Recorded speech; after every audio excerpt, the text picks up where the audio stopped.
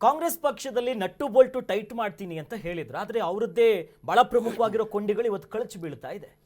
ಇಲ್ಲಿ ಒಂದು ಚುನಾವಣೆ, ಒಂದು ಉಪಚುನಾವಣೆ, ಅದು ಬಾಗಲಕೋಟೆ ಇಲ್ಲಿ ಎಲ್ಲೂ ಕೌಂಟಿಗೆ ಸಿಗ್ತಾ ಇಲ್ಲ. ಬರೀ ದಾವಣಗೆರೆಯೇ ಇಲ್ಲಿ ಕೇಂದ್ರ ಬಿಂದುವಾಗಿ ಕೆಲಸ ಮಾಡ್ತಾ ಇರುವಂಥದ್ದು. ಅಲ್ಲಿ ಅತಿ ಹೆಚ್ಚಾಗಿ ಕೇಂದ್ರದ ಅಂದರೆ ಹೈಕಮಾಂಡನ್ನ ಗಮನ ಸೆಳೆದಿದ್ದು ಮುಸಲ್ಮಾನ್ ಸಮುದಾಯ. ಯಾಕೆ ಅವರನ್ನು ದೂರ ಇಡ್ತಾ ಬರ್ತಾ ಇದ್ದಾರೆ? ಈ ರೀತಿ ತಪ್ಪುಗಳ ಮೇಲೆ ತಪ್ಪು ಯಾಕೆ ಪ್ರಮಾದ ಮಾಡ್ಕೋತಾ ಇದ್ದಾರೆ, ಎಸ್ಕೊತಾ ಇದ್ದಾರೆ ಅಂತ ಅವರೇ ಹೇಳಬೇಕು. ಹೈಕಮಾಂಡ್ನ ತೀರ್ಪು ಇವತ್ತೇನಿದೆ, ಒಂದಾದ ಮೇಲೆ ಒಂದು ಎಳೆದು ಹೊರಗಡೆ ಹಾಕ್ತಾ ಇರುವಂಥದ್ದು ನೋಡಿದ್ರೆ ಮುಸಲ್ಮಾನ್ ಸಮುದಾಯ ಅವ್ರನ್ನ ಬಿಟ್ಕೊಡೋ ಪರಿಸ್ಥಿತಿಯಲ್ಲಿ ಇರುತ್ತಾ? ಮೊದಲು ಜಬ್ಬಾರ್ ಮೇಲ್ಗಡೆ ಒಂದು ಅಸಮಾಧಾನ ಇತ್ತು. ಎಲ್ಲರೂ ಕೂತ್ಕೊಂಡಾಗ MLCಗೆ ಒಂದು ಆಮಿಷ ಕೊಡಲಾಯಿತು, ಮುಂದಿನ ಬಾರಿಯೂ ಕೂಡ MLC ಮಾಡ್ತೀವಿ ಅನ್ನೋ ಒಂದೇ ಒಂದು ಕಾರಣಕ್ಕೆ ಜಬ್ಬರ್ ಸಮುದಾಯಕ್ಕೆ ಮೋಸ ಎಸಗಿ ಮತ್ತೆ ಈ ಕಾಂಗ್ರೆಸ್ನ ಆ ಟಿಕೆಟ್ ಕೇಳುವಂತ ಪ್ರಮೇಯಕ್ಕೆ ಬರಲಿಲ್ಲ ಅನ್ನುವಂಥ ಮಾತು ಬಂತು. ಆಗ ಜಬ್ಬರ್ ಮೇಲೆ ಸಮುದಾಯ ತಿರುಗಿ ಬಿದ್ದಿತ್ತು. ಆದರೆ ಇವತ್ತಿನ ಪರಿಸ್ಥಿತಿಯಲ್ಲಿ ಜಬ್ಬರನ್ನ ಸಮುದಾಯ ಬಿಟ್ಟುಕೊಡೋ ಪರಿಸ್ಥಿತಿ ಇಲ್ಲ. ಯಾಕಂದ್ರೆ ಜಬ್ಬರ್ಗೆ ಅನ್ಯಾಯ ಆಗಿದೆ. ಜಬ್ಬರನ್ನ ಪ್ರಾಥಮಿಕ ಸದಸ್ಯತ್ವದಿಂದ ಈಚೆ ಹಾಕಿದ್ದಾರೆ ಅಂತಂದ್ರೆ ಸಮುದಾಯದ ಪರವಾಗಿ ಕೆಲಸ ಮಾಡಿದ್ದಾರೆ ಅನ್ನೋದು ಸಾಕ್ಷಿ ಸಿಗುತ್ತೆ. ಅಲ್ಲೇ ಇದೆ ಉತ್ತರ. ಸಮುದಾಯಕ್ಕೇನಾದ್ರೂ ಜಬ್ಬರ್ ವಿಚಾರದಲ್ಲಿ ಯೋಚನೆ ಮಾಡಬೇಕು ಅಂದ್ರೆ ಅವರನ್ನು ಇವತ್ತೇನಾದ್ರೂ ಉಚ್ಚಾಟನೆ ಮಾಡಿದೆ, ಪ್ರಾಥಮಿಕ ಸದಸ್ಯದಿಂದ ತೆಗೆದಾಕಲಾಗಿದೆ ಅಂತಂದ್ರೆ ಕಾರಣ ಏನು?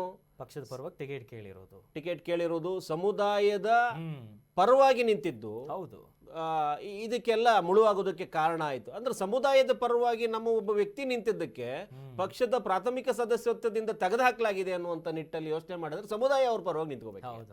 ಮುಸಲ್ಮಾನ್ ಸಮುದಾಯ ಜಬ್ಬರ್ ಪರವಾಗಿ ನಿಂತ್ಕೋಬೇಕು, ಜಮೀರ್ ಪರವಾಗಿ ನಿಂತ್ಕೋಬೇಕು. ಯಾಕಂದ್ರೆ ಇವತ್ತೆಲ್ಲರಿಗೂ ಏನು ತಲೆ ಕೊಡ್ತಾ ಇದ್ದಾರೋ ನಜೀರ್ ಅಹಮದ್ ಹಿಡಿದು ಎಲ್ರೂ ಸಮುದಾಯದ ಚಿಂತನೆ ಅಂದರೆ ಹಿತಚಿಂತನೆಗೆ ಬಿದ್ದಿದ್ದಕ್ಕೆ ಅಂದರೆ ಒಂದು ದೊಡ್ಡ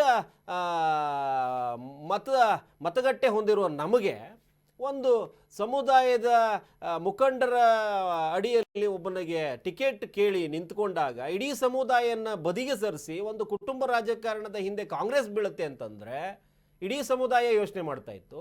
ಆ ನಿಟ್ಟಲ್ಲೇ ಜಮೀರು, ನಜೀರ್ ಅಹಮದ್, ಆಮೇಲೆ ಇವತ್ತು ಪಕ್ಷದಿಂದ ಅಮಾನತುಗೊಂಡಿರುವಂಥ, ಉಚ್ಚಾಟನೆಗೊಂಡಿರುವಂಥ ಜಬ್ಬಾರು ಯೋಚನೆ ಮಾಡಿದ್ರು. ನಮ್ಮ ಇಡೀ ಸಮುದಾಯವನ್ನ ಬದಿಗೊತ್ತಿ ಒಂದು ಕುಟುಂಬನೇ ಓಲೈಕೆ ಮಾಡ್ತಾ ಇದೆ ದಾವಣಗೆರೆ ಮೂಲದಲ್ಲಿ ಅಂತಂದ್ರೆ ಕಾಂಗ್ರೆಸ್ಸಿನಲ್ಲಿ ನಾವು ಇಷ್ಟು ದಿನ ಮಣ್ಣು ಹೊತ್ತಿದ್ದೇನು? ಕಾಂಗ್ರೆಸ್ಸಿಗೆ ನಾವು ಇಷ್ಟು ದಿನ ಮಾಡಿಕೊಟ್ಟಿದ್ದೇನು? ಒಂದೇ ಒಂದು ಉಪಚುನಾವಣೆ, ಅದು ದಾವಣಗೆರೆಯ ಮೂಲಕ ಇಡೀ ಮುಸಲ್ಮಾನ ಸಮುದಾಯಕ್ಕೆ ಒಂದು ಮೆಸೇಜ್ ಪಾಸ್ ಆಯ್ತು. ಅಂದ್ರೆ ನಾವು ಎಷ್ಟೇ ಮಾಡಿದ್ರು ಕಾಂಗ್ರೆಸ್ಸಿಗೆ ನಾವು ಸೇವಕರಾಗೇ ಇರ್ತೀವಿ, ಬಟ್ ನಮ್ಮ ನಾಯಕರಾಗಿ ನೋಡೋದಕ್ಕೆ ಇವರು ಯೋಚನೆ ಮಾಡೋದಿಲ್ಲ. ಕೊನೆಘಟ್ಟದಲ್ಲಿ ಯಾರ್ಯಾರೋ ಪ್ರಬಲರು ಅಲ್ಲಿ ಹೋಗಿ ನಿಂತ್ಕೊಂಡು ಅವರ ಪ್ರಭಾವ ಇವತ್ತು ಮುಂಚೂಣಿಲಿ ಹೋಗಿ ನಿಂತ್ಕೊಂಡಿದ್ದಾರೆ ವಿನಃ ನಮ್ಮ ಸಮುದಾಯ ನೋಡಿ ಅವ್ರು ಮುಂದಕ್ಕೆ ಹೋಗಿಲ್ಲ ಅನ್ನುವಂಥದ್ದು ಸ್ಪಷ್ಟ ಆಯ್ತು. ಅಂದ್ರೆ ಸಮುದಾಯ ನೋಡಿ ನೀವು ಟಿಕೆಟ್ ಕೊಡ್ತೀರಿ ಅನ್ನೋದಾಗಿದ್ದಲ್ಲಿ ಕಾಂಗ್ರೆಸ್ಗೆ ದಾವಣಗೆರೆಯಲ್ಲಿ ಮುಸಲ್ಮಾನರಿಗೆ 2 ವರ್ಷ, ಈ 2 ವರ್ಷದ ಅವಧಿಗೆ ಅವರಿಗೆ ಒಂದು ಅವಕಾಶ ಮಾಡಿಕೊಟ್ಟಿದ್ರೆ ಸಮುದಾಯ ನಮ್ಮ ಹಿಂದೆ ನಿಂತು ಇಷ್ಟು ವರ್ಷ ನಮ್ಮ ರಾಜಕೀಯ ಬದುಕಲ್ಲಿ ಅಂದ್ರೆ ಕಾಂಗ್ರೆಸ್ ಬದುಕಿಗೆ ತುಂಬಾ ಸಹಕಾರ ಕೊಟ್ಟಿರುವಂತ ಒಂದು ಸಮುದಾಯಕ್ಕೆ ಅಲ್ಲೊಂದು ಅವಕಾಶ ಮಾಡಿಕೊಡ್ಬೋದಾಗಿತ್ತು. ಇಡೀ ಸಮುದಾಯ ಕೇಳ್ಕೊಂಡಿತ್ತು. ಹೌದು, ಪೈಲ್ವಾನ್ ಆದಿಯಾಗಿ ಎಲ್ಲರೂ ಬಂದು ಕೇಳ್ಕೊಂಡಿದ್ದಾಗ ಅಂದ್ರೆ ಆ ಸಮುದಾಯಕ್ಕೆ ಟಿಕೆಟ್ ಕೊಟ್ಟಲ್ಲಿ ಇಷ್ಟೊಂದು ಜಟಾಪಟಿ ನಿಂತಿರ್ತಿರ್ಲಿಲ್ಲ. ಅಂದ್ರೆ ಮಲ್ಲಿಕಾರ್ಜುನ್ ಅವರ ಸಹಕಾರ ಇದು ಬಿಟ್ಟಿದ್ರೆ ಬಿಜೆಪಿ ಧೂಳಿಪಟ ಆಗೋಗ್ಬಿಡ್ತಾ ಇತ್ತು. ಯಾಕಂದ್ರೆ ಅವ್ರು ನಿಂತಿರುವಂತದ್ದು ಬೇರೆ ಲೆಕ್ಕಾಚಾರ. ಈ ಒಳ ಜಗಳದಿಂದನೇ ಬಿಜೆಪಿಗೆ ಇವತ್ತು ಲಾಭ ಆಗಿ ಬಿಜೆಪಿ ಗೆಲ್ಲುವಂತ ಹಂತಕ್ಕೆ ಬಂದು ನಿಂತ್ಕೊಂಡಿರುವಂತ ಮಲ್ಲಿಕಾರ್ಜುನ್ಗಳ ಇಬ್ಬರ ಜಗಳ 3ನೇವನಿಗೆ ಲಾಭ ಅಂದಂಗೆ ಬಿಜೆಪಿ ಇವತ್ತು ಏನಾದ್ರೂ ಗೆದ್ದು ನಿಂತ್ಕೊಂಡ್ರೆ ಅದು ಕಡಿಮೆ ಅಂತರನೇ ಇರ್ಬೋದು, 6-8 ಸಾವಿರ ಅಂತರದಲ್ಲಿ ಗೆದ್ರೂ ಕೂಡ ಅದರ ಎಲ್ಲ ಹೊಣೆಗಾರಿಕೆ ಮಲ್ಲಿಕಾರ್ಜುನ್ ಕುಟುಂಬ ಏನಿದೆ ಅವರು ಮತ್ತೆ ಮುಸಲ್ಮಾನ್ ಸಮುದಾಯನ ತಗೊಳ್ಬೇಕು.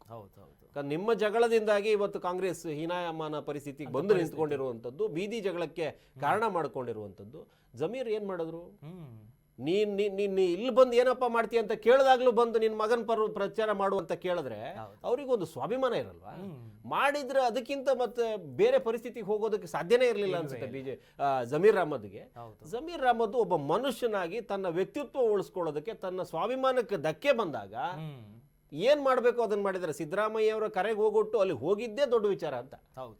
ಬಾಗಲಕೋಟೆಯಲ್ಲಿ ಪ್ರಚಾರ ಮಾಡಿದ್ರು, ಅದು ಇನ್ನೊಂದು ಮತ್ತೊಂದು ಅದೆಲ್ಲ ಬದಿಗೊರಿಸಿದ್ರೆ ದಾವಣಗೆರೆಯಲ್ಲಿ ಅದೇ ಮಲ್ಲಿಕಾರ್ಜುನ್ ವಾಚಾಮಗೋಚರವಾಗಿ ಬೈದಾಡ್ಕೊಂಡಿರುವಂತ ಮಲ್ಲಿಕಾರ್ಜುನ್ ಪಕ್ಕದಲ್ಲೇ ಪತ್ರಿಕಾಗೋಷ್ಠಿಯಲ್ಲಿ ಕೂತ್ಕೊಂಡ್ರು. ಅದೇ ಹೆಚ್ಚುಗಾರಿಕೆ ಅಂತ ಜಮೀರ್ ಅಹಮದ್ ಸಮುದಾಯದ ಪರವಾಗಿ ನಿಂತ್ಕೊಂಡು ನೋಡಿದ್ರೆ ಸಮುದಾಯದ ಪರವಾಗಿ ಒಂದಷ್ಟು ಕೆಲಸ ಏನಾದ್ರು ಬ್ಯಾಕ್ಗ್ರೌಂಡ್ ಅಲ್ಲಿ ಮಾಡಿದ್ದೇನೋ ಕಾಣಿಸ್ಕೊಂಡು ಹೈಕಮಾಂಡ್ ಅವರಿಗೂ ಅದು ತಲುಪಿ ಅದನ್ನ ಇವತ್ತು ದೊಡ್ಡ ವಿಚಾರವಾಗಿ ಇಟ್ಕೊಂಡು ಜಮೀರ್ ತಲೆದಂಡಕ್ಕೆ ಏನಾದ್ರು ಕಾಂಗ್ರೆಸ್ ಕೈ ಹಾಕಿದ್ರೆ ಇದು ಜೇನುಗೂಡು ಕೈ ಹಾಕದಂಗೆ ಆಗುತ್ತೆ. ಇಡೀ ಸಮುದಾಯ ತಿರುಗಿ ನಿಂತ್ಕೊಳ್ಳುವಂತ ಕಾಲ ಬರುತ್ತೆ. ಕಾಂಗ್ರೆಸ್ ಆ ದುಸ್ಸಾಹಸ ಕೈ ಹಾಕಲ್ಲ. ಈಗ ಚಿಕ್ಕದು ಕೈಯಲ್ಲಿರೋದು ಕಿತ್ಕೋಬಹುದು, ಕೈನೇ ಕಿತ್ಕೊಳ್ಳೋದು ಆಗದೇ ಇರೋ ಪರಿಸ್ಥಿತಿಯಲ್ಲಿ ಕಾಂಗ್ರೆಸ್ ಇರುವಂತದ್ದು.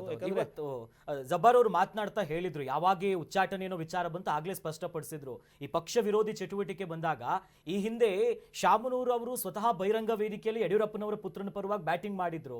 ಈಗ ಇದು ಯಾವುದೋ ವಿಚಾರ ಇಟ್ಕೊಂಡು ಹೇಳ್ತಿದ್ದಾರೆ, ದಾಖಲೆ ಕೊಡ್ಲಿ, ಒಬ್ಬೊಬ್ರಿಗೆ ಒಂದೊಂದು ನ್ಯಾಯ ಇಲ್ಲಿದೆ ಅಂತ ಹೇಳ್ತಿದ್ರು. ಅಂದ್ರೆ ಆಂತರಿಕವಾಗಿ ಕೆಟ್ಟು ಹೋಗ್ಬಿಟ್ಟಿದೆ ಅನ್ನೋದು ಬಹಳ ಸ್ಪಷ್ಟ ಅಲ್ಲಿ.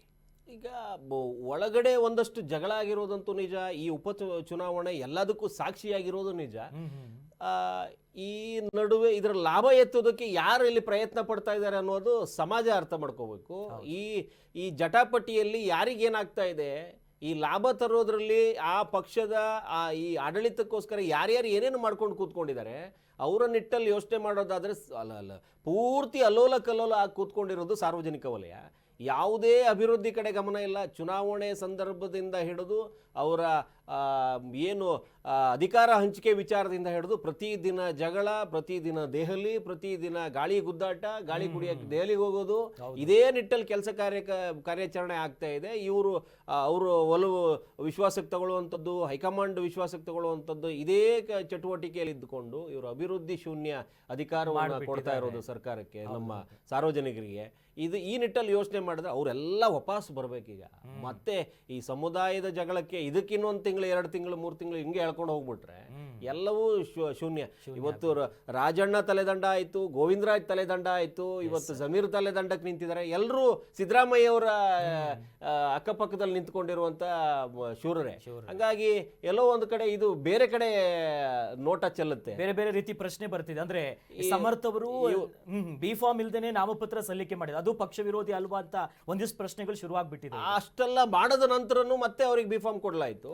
ಆ ಬಗ್ಗೆ ಸಮರ್ಥನೆ ಕೊಡೋದಕ್ಕೂ ಅಥವಾ ಹೈಕಮಾಂಡ್ ಕೂಡ ಅದ್ರ ಬಗ್ಗೆ ಮಾತಾಡಕ್ ಹೋಗಿಲ್ಲ, ರಾಜ್ಯದ ನಾಯಕರು ಕೂಡ ಅದನ್ನ ಮಾತಾಡೋದಕ್ಕೆ ಹೋಗಿಲ್ಲ. ಅವರಿಗೆ ಒಂದು ತಾಳ್ಮೆ ಇಲ್ಲದವ್ರನ್ನೇ ಮತ್ತೆ ಓಲೈಕೆ ಮಾಡಿಕೊಂಡು ಇಡೀ ದೊಡ್ಡ ಸಮುದಾಯನೇ ಎದುರು ಹಾಕೊಂಡು ಚುನಾವಣೆ ಮಾಡಿದ್ದೇನಿದೆಯಲ್ಲ, ಇದು ಈ ಮಟ್ಟದ ಚುನಾವಣೆ ಇತ್ತೀಚೆಗೆ ನೋಡಿರ್ಲಿಲ್ಲ ಅಂತ ಅನ್ಸುತ್ತೆ. ಕಾಂಗ್ರೆಸ್ಸಿಗೆ ಇಷ್ಟು ವರ್ಷ ರಾಜಕೀಯ ಮಾಡ್ಕೊಂಡು ಬಂದಿರೋ ಇಷ್ಟು ಧುರೀಣರಿದ್ದು ಕೂಡ ದಾವಣಗೆರೆನ ಹಿಡಿತಕ್ಕೆ ತಗೊಳಕ್ಕಾಗಿಲ್ಲ. ಹಿಡಿತಕ್ಕೆ ತಗೊಂಡಿದ್ದು ಆ ಕುಟುಂಬನೇ. ಮತ್ತೆ ಆ ಕುಟುಂಬದ ಒಂದು ಓಲೈಕೆಗೆ ಬಿದ್ದು ದೊಡ್ಡ ಸಮುದಾಯವನ್ನು ಕಳ್ಕೊಂಡಿದ್ದು ಇಡೀ ರಾಜ್ಯದಲ್ಲಿ ಇದೊಂದು ಕ್ರಾಂತಿ ಆಗಲಿದೆ. ಈ ಸಮುದಾಯ ಏನಾದ್ರೂ ಇವತ್ತೇನಾದ್ರೂ ಸರಿಯಾದ ಆಲೋಚನೆಯಲ್ಲಿ ಏನಾದ್ರು ಇದ್ರೆ ಅದಕ್ಕೆ ಒಂದು ತಕ್ಕ ಪಾಠ ಕಲಿಸುವಂತ ನಿಟ್ಟಲ್ಲಿ ಏನಾದ್ರು ಯೋಚನೆ ಮಾಡಿದ್ರೆ ಕಾಂಗ್ರೆಸ್ಗೆ ಬಹುದೊಡ್ಡ ಹೊಡೆತ ಬೀಳೋದಕ್ಕೆ ತುಂಬಾ ದಿನಗಳೇನು ಬೇಕಾಗಿಲ್ಲ. ಸೊ ಆ ದಿನಗಳು. ಕರ್ನಾಟಕ ನ್ಯೂಸ್ ಬೀಟ್ ಫಾಲೋ ಮಾಡಿ, ಸಬ್ಸ್ಕ್ರೈಬ್ ಮಾಡಿ.